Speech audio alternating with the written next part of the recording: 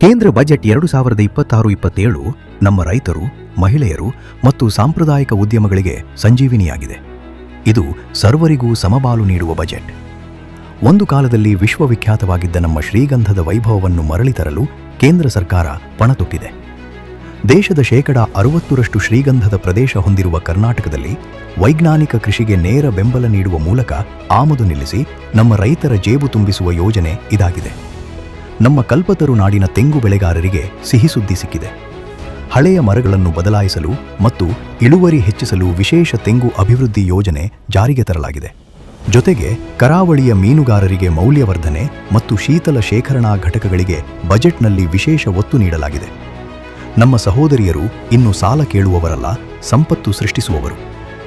ಮೊದಲ ಬಾರಿ ಉದ್ಯಮ ಆರಂಭಿಸುವ ಮಹಿಳೆಯರಿಗೆ 2 ಕೋಟಿ ರೂಪಾಯಿವರೆಗೆ ಟರ್ಮ್ ಲೋನ್ ಸೌಲಭ್ಯ ನೀಡಲಾಗಿದೆ. ಅಷ್ಟೇ ಅಲ್ಲ, ವಿಜ್ಞಾನ ಕಲಿಯುವ ಹಳ್ಳಿ ಹೆಣ್ಣು ಮಕ್ಕಳಿಗಾಗಿ ಪ್ರತಿ ಜಿಲ್ಲೆಯಲ್ಲೂ ಪ್ರತ್ಯೇಕ ಹಾಸ್ಟೆಲ್ ನಿರ್ಮಿಸಲಾಗುವುದು.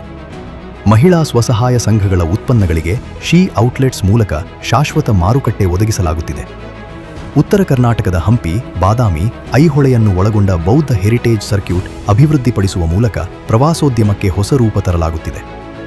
ರೈತನ ಮೊಗದಲ್ಲಿ ನಗು, ಮಹಿಳೆಯರಿಗೆ ಸ್ವಾವಲಂಬನೆಯ ಬದುಕು. ಇದುವೇ ಕೇಂದ್ರ ಸರ್ಕಾರದ ಧ್ಯೇಯ. ವಿಕಸಿತ ಕರ್ನಾಟಕದ ಮೂಲಕ ವಿಕಸಿತ ಭಾರತವನ್ನು ಕಟ್ಟುವುದೇ ಮೋದಿ ಸರ್ಕಾರದ ಗ್ಯಾರಂಟಿ.